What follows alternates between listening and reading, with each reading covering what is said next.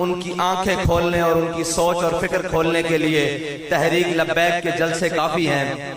लेकिन क्या करें कि आंखों के साथ दिल के भी अंधों से वास्ता है, जिन्होंने नाचते और थरकते जिस्म दिखाने का जिम्मा अपने चैनल्स पर उठा रखा है, लेकिन उनको ये लहराते हुए हाथ दिखाना इसलिए मुश्किल नजर आता है कि उनको पता है ये लहराते हुए हाथ इंशाअल्लाह वाशिंगटन और जनाब न्यूयॉर्क के गिरेबान में डलने वाले हैं, और उनको पता है कि ये हाथ सिर्फ हुजूर के लिए बुलंद होते हैं। और वो लोग जो कल तक ये बातें करते थे कि तहरीक लब्बैक पाकिस्तान एक फिरका वाराना जमात है और फिरका वारियत की बात करती है, उन सब के लिए अल्लामा इकबाल की जुबान में ये जवाब है कि तहरीक लब्बैक पाकिस्तान ने के स्टेज से लेकर आखिर तक कोई ऐसा नारा नहीं लगता कि जनाब फलां जिंदाबाद फलां मुर्दाबाद। तहरीक लब्बैक के स्टेज से हमेशा अल्लाह और उसके रसूल का नाम बुलंद होता है और नारा लगता है ताजदारे खत्म नबूवत मन सब्बा नबियन लब्बैक लब्बैक लब्बैक, ये नारे बुलंद होते हैं।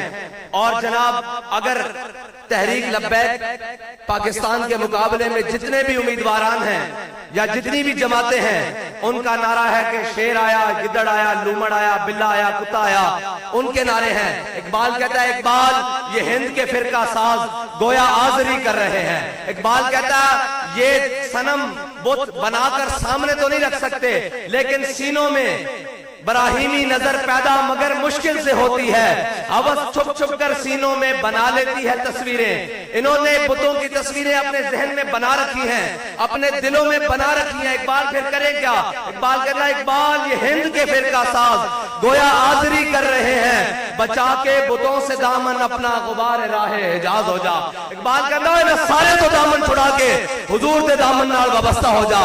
और साडे बाबा जी सानू सबक ये दे के गए, किसे चौधरी, किसे पीर, किसे मौलवी, किसे वडेरे, किसे वजीर आला, किसे दी गल नहीं करनी, एक कोई सबक पढ़ना कि उन्हें जाना उन्हें माना, ना रखा गैर से काम लिल्लाहिल हम्द, मैं दुनिया से मुसलमान गया। और वो लोग जो कहते थे कि जनाब इनको कोई वोट नहीं देगा, मैंने कहा तुम बक्से लेकर आओ, तुम्हारे बक्से कम पड़ जाएंगे, हमारे इंशाल्लाह वोट ज्यादा होंगे। और तुम आगे झोलियां कर देना, हम तुम्हारी झोलियों में वोट फेंक कर आ जाएंगे।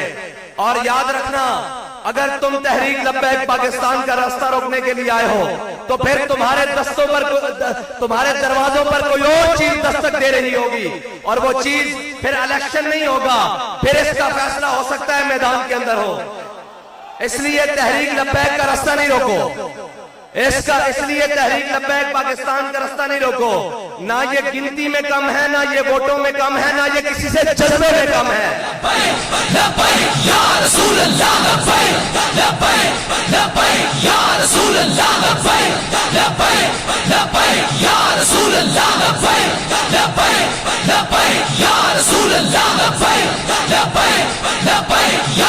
और ये उनकी औलादे हैं जिन्होंने घोड़े समंदरों में डाले हैं, ये उनकी औलादे हैं जो कश्तियां जलाकर आते हैं, ये उनकी औलादे हैं जो 60 आदमी लेकर 60,000 के लश्कर में घुस जाते हैं। इन्हें तुम्हारी ताकतों का कोई परवाह नहीं है, ना किसी किस्म का कोई भार है। वो जिन्हें आजकल बड़ा जोम है कि मैं वजीर आला हूँ, मेरा बाप वजीर आजम है, मैंने कहा तुम्हारा बाप सिकंदर आजम भी हो, हमारी जूती की ठोकर पे हमें कोई मसला नहीं। इसलिए कि हमने तगड़ों के आगे अपने बड़ों से लेकर हजरत जनाबे सैयदना सिद्दीक अकबर से लेकर बाबा जी खादिम हुसैन से लेकर आखिरी हमारे जनाब वजीराबाद के शहीद तक हमने किसी तारीख में नहीं पढ़ा कि किसी तगड़े को देखकर सर झुकाया हो, बल्कि हमारा बाबा तो हमें ये सबक पढ़ा कर गया है कि देखी हिस्ट्री जो मैंने तो फिर कामिल यकीन आया, जैसे मरना नहीं आया उसे जीना नहीं आया। हाँ, ओए जीने के लिए मरने वालों, और जीने के लिए जिल्लत उठाने वालों, और जीने के लिए सूद उठाने वालों, और जीने के लिए कशकोल उठाकर IMF के दरवाजे पर जाने वालों, और जीने के लिए आलमी बैंक के आगे चू चू और जनाब भीखे मांगने वालों, और कभी रूस और चाइना के दरवाजे खटखटाने वालों, तुम्हें ये बताते हैं ये सारे दर छूट जाएंगे अगर हुजूर के दर पर तुम पहुंच गए। लेकिन फिर के गली गली तबाह, ठोकरें सबकी खाए क्यों, दिल को जो अकल दे खुदा फिर तेरी गली से जाए क्यों। लोग हमें आकर कहते हैं कि आप किसी से एडजस्टमेंट कर लें। मैंने कहा झले हो, एडजस्टमेंट नहीं हो सकती कभी। मंगन और बाबा जी दस के गए, मंगन कोलो मंगन वाला रह हमेशा खाली, मंगत कोलो मंगन वाला रह हमेशा खाली, उसकी देना दान मोहम्मद जड़ा आप सवाली।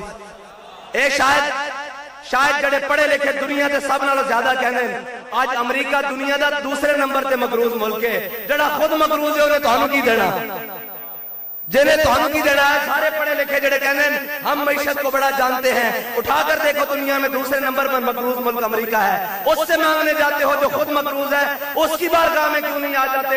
जिसने जनाब सहाबा को 8 तलवारें देकर 2 घोड़े देकर कैसर और किसरा के ऊपर फतह दे दी, उसकी बारगाह में क्यों नहीं आ जाते? लेकिन नहीं, रब कहता है जब तुम मेरे बाबा जी पढ़ा करते थे ना आला हज़रत का शेर कि जो तेरे दर से यार फिरते हैं फिर दर बदर।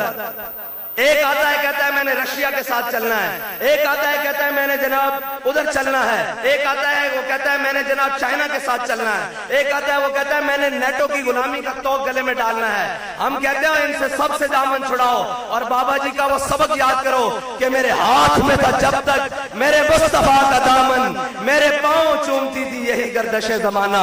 क्यों नहीं चूमती थी भाई?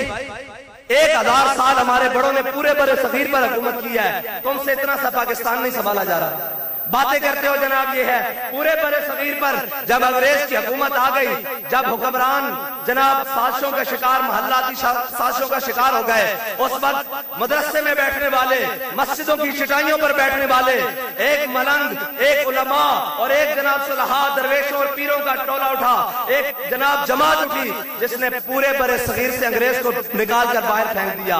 लेकिन क्या खूब वो कहता है बदल दिया रुखे मशरिक को तूने मगरिब, तेरी हवा से बचाए खुदा जमाने को। लेकिन क्या करें, उनके एजेंट आज भी हम पर मुसल्लत हैं, जिन्होंने अंग्रेजों के कुत्ते नहलाए, उनकी जागीरें हासिल की, उनके घोड़े पाल मुरब्बे लिए, आज भी हमारे मुल्क के वो वजीर आला खारजा के ओहदे पर फायज रहे हैं आज। लेकिन इंशाअल्लाह अब वो वक्त आ चुका है जब हुजूर के गुलाम सबके गिरेबान पकड़कर एक एक से हिसाब लेंगे और पूछेंगे कि 10 पाकिस्तान तू कदी है मंदिर देखा कि हुजूर दे गुलाम आ चुके हैं इंशाअल्लाह।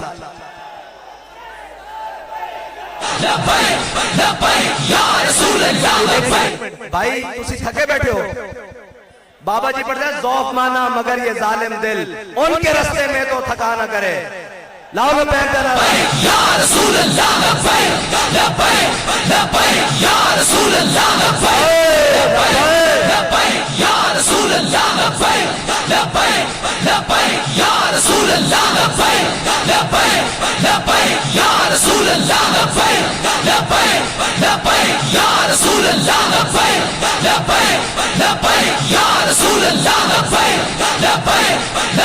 या रसूल अल्लाह, या रसूल अल्लाह। और दिन रात लोगों को मईशत का भाषण देने वाले और दिन रात ये कहने वाले कि जनाब फला है, इनको मईशत का क्या पता हो। हमारी कैलकुलेशन मईशत की हमारे हाथ पर है, हमें पता है इस मुल्क की मईशत पर सबसे ज्यादा बार सूद का है और सूद खाने वाले और सूद पर उधार उठाने वालों का है, जिनकी अय्याशियां और बदमाशियां आज 72 साल होने के बावजूद पूरी नहीं हो रही। और ये याद रखना तकरीबन 75 साल होने के बावजूद